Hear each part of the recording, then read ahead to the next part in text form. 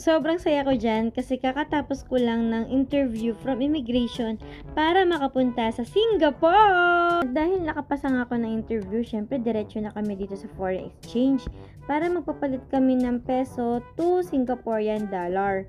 Eto na naman tayo, magwawaldas ng pera, kala mo namang mapakayaman. Pero syempre, minsan lang to, so labusin na natin. Si Muriel nga pala ang makakasama ko sa trip na to. Siya ang abala sa lahat ng booking na ginawa para makapunta ako ng Singapore. Siya talaga yung nag-assist sa akin at dito naghihintay kami ng trip or ng eroplano para sa boarding. Actually, antok na ako dyan, pero sobrang excited ko, tuwan-tuwa pa rin ako, wala nang mata oh. At dumating na nga tayo sa exciting part. Chinek nila yung boarding pass ko tsaka yung passport ko.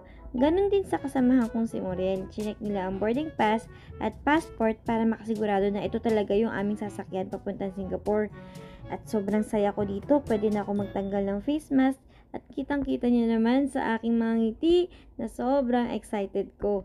Ito ang pinakamagandang hallway na napupuntahan ko at nalalakaran namin. Kasi iyan yung hallway papunta sa eroplano. Ayan na! Ito naman si Kuya. Excited ako pero nagkabot-kabot ng puwet dyan. Di ko ba malaman kung bakit?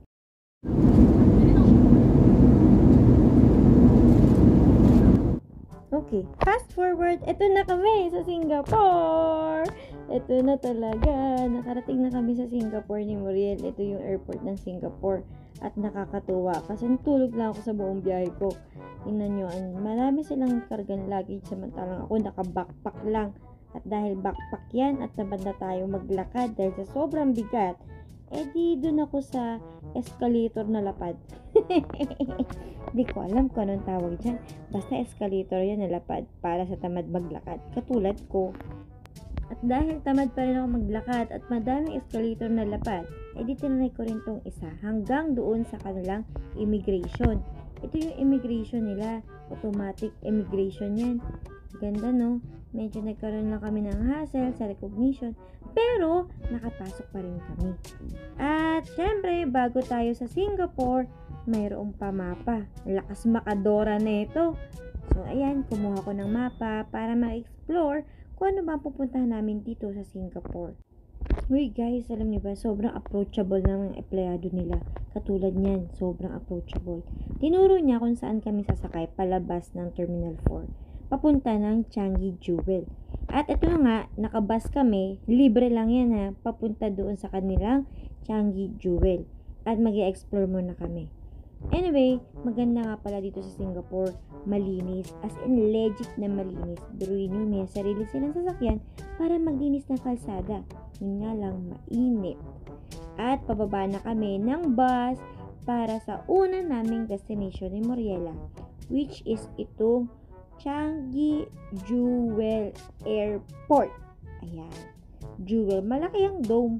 Tapos, sobrang na-amaze ako sa loob. O, diba? Yan talaga yung una kong reaction nung nakita ko yung loob niya. Napapawaw lang talaga ako. At ito talaga yung nakita ko sa loob. O, diba? Ang ganda. May malaking gripo. Charot.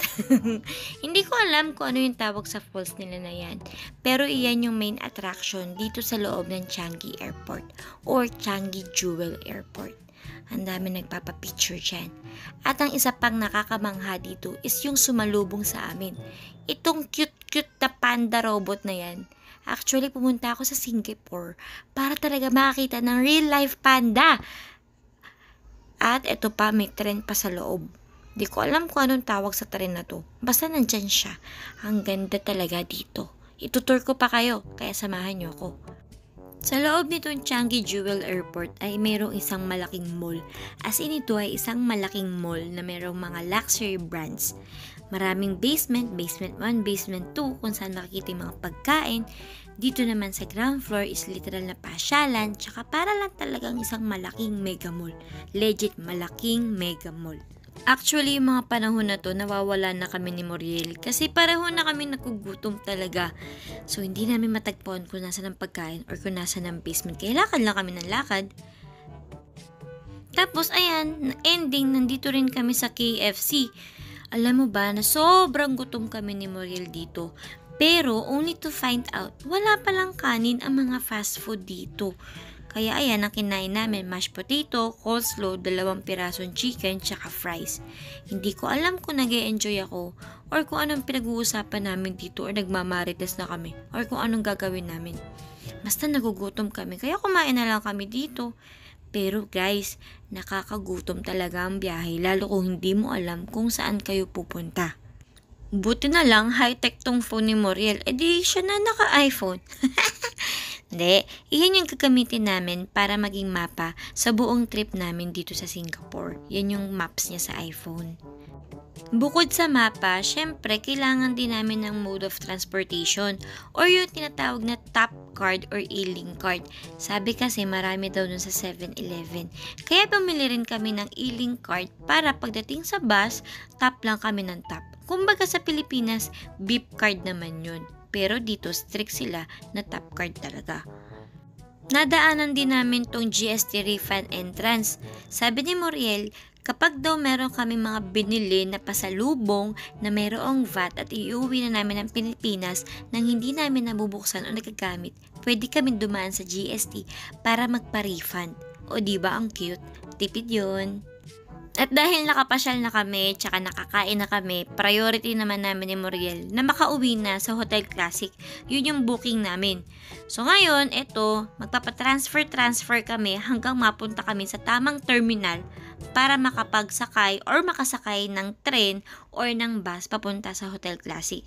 At ang sabi sa amin, kailangan daw namin munang sumakay ng tren. At iyan ang tren na may mga Arabo at mga Indiano at kung ano-ano panlahi. So, bumaba kami ng tren, pumunta kami sa SkyTrain Terminal 2 para mag-transfer din kami sa isa pang terminal papunta naman ng tren, tapos bus. Parang medyo magulo yun, pero naliligaw na talaga kami ni Morel dyan. Pero, okay, sama pa rin kayo hanggang maligaw kami. So, instructions sa amin, dito kami pupunta sa Tuwas. Tapos, magra-ride kami ng kanilang MRT. Take note, yung MRT nila may harang. Tapos, bukod sa pinto. As in, walang makakasingit. At sobrang strict nila sa time dito. Kaya masayaran din mag-ride ng tren. Tapos, maluwag pa. Hindi katulad sa atin dito na sobrang siksikan. After namin mag-train, magta-transfer naman kami sa bus. Dito nagtatanong si Moriela dun sa driver ng bus. Yes, siya yung driver ng bus. Babae ang driver ng bus dito. Pwedeng babae, pwedeng lalaki. Ayun na nga, nagtatanong si Moriel kung paano kami makakababa dun sa aming station or Juchiat Station. Ito yung aming tren. Di ba ay bus pala? Ano ba, Krisa? Sobrang comfortable dyan. At eto, pababa na kami ng bus station. At nandito na kami sa Juchiat, kung saan kami malapit magstay. Guys, dito nga pala sa Singapore, strict sila na kung saan ang babaan at sakayan, dun lang talaga. At kapag na-late ka, wala ka ng choice kundi maghintay ng next bus na darating. O, diba? Sabi ko sa inyo, itong iPhone ni Morel ang gagamitin naming mapa. Pasensya na, bulol na ako.